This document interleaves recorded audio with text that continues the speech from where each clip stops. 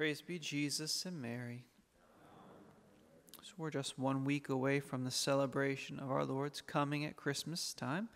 And so this week, the liturgy presents to us the infancy narratives of Jesus from the Gospels of St. Matthew and St. Luke. Yesterday and today's Gospels are taken from the first chapter of the Gospel of St. Matthew.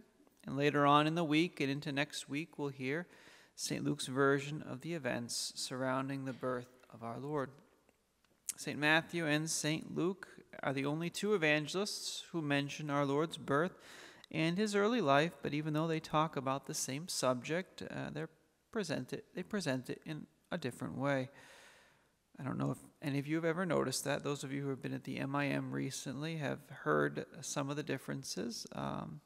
But I think we would like to just mention a little bit about that in today's homily. St. Matthew and St. Luke present and treat of our Lord's birth in different ways.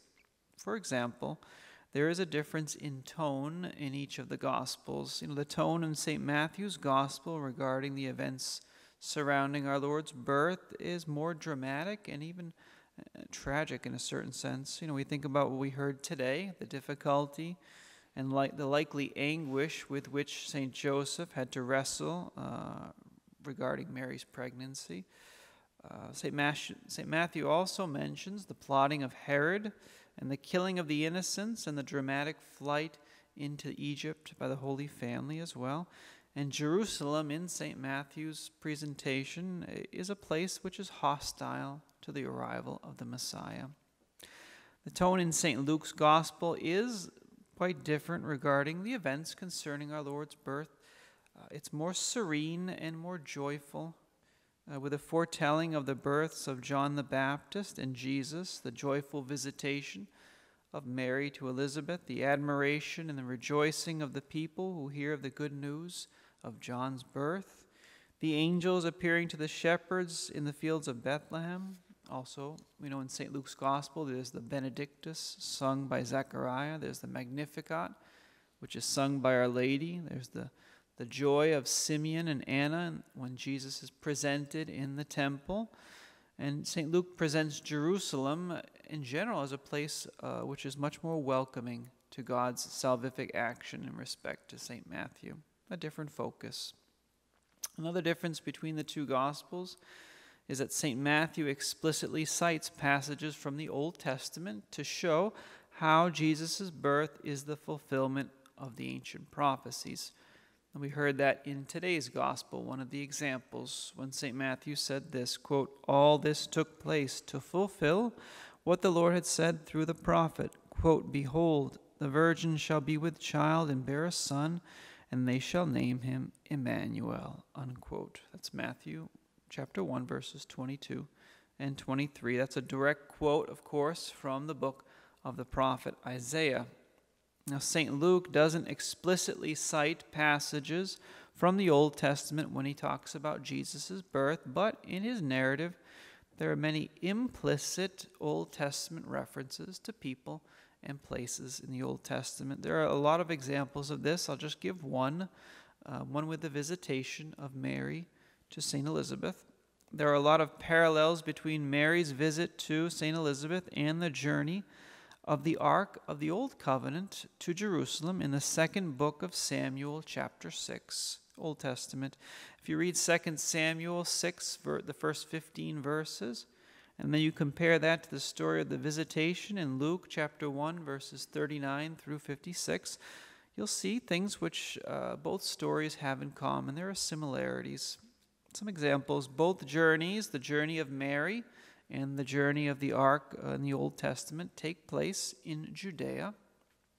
Another example, there are shouts of jubilation by the people in the presence of the Ark, and also by St. Elizabeth in the presence of Mary when she comes into her home.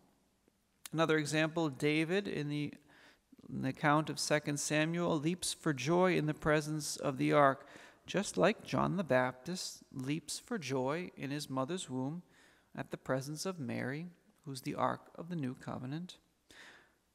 Fourthly, the presence of the Ark in 2 Samuel is considered a blessing for the house where it dwells. Where the Ark is, that's a blessing for those who lived there, just like the presence of Mary is considered a blessing for Elizabeth and for the house of Zechariah. And lastly, the ark in the Old Testament in 2 Samuel chapter 6 and Mary in the New Testament remain in their respective homes for 3 months. So St. Luke in his gospel clearly wants us to see Mary as the new ark of the new covenant, who is Jesus, the new covenant, but he does so, St. Luke does so, using words or phrases and descriptions which remind us of the Old Testament events without specifically citing them. So it's an implicit way of referring to that.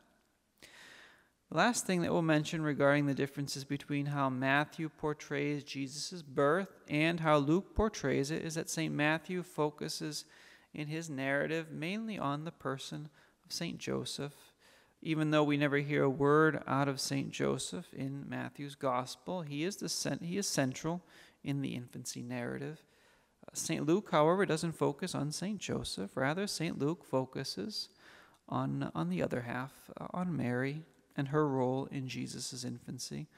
And many scholars believe that the reason for this is partly because St. Luke most likely got his information directly from Our Lady herself.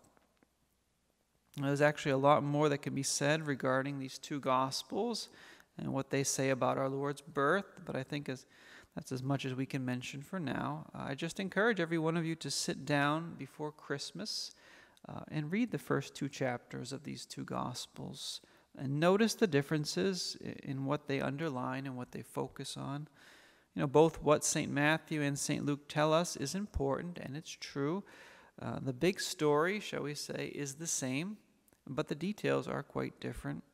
St. Luke's presentation of Jesus' birth, again in general, is more joyful and more hopeful, and we get the joyful mysteries from the Rosary from the Gospel of St. Luke. They're all in St. Luke's Gospel. And I think that the reason he focuses more on the positive aspect of Jesus' birth and the events surrounding it is because he got his story from Our Lady. Mary does make life more joyful and serene and more peaceful, even in the midst of terrible difficulties. And the events of Jesus' birth were not without difficulties. There were a lot of difficulties there. But the closer we are to Our Lady, the more we can see the hand of God and the goodness of God really in all of life, even in the most difficult situations. So let's spend some more time with Our Lady in these last days leading up to her son's birth so that she can help us see and experience really how good God is. Praise be Jesus and Mary.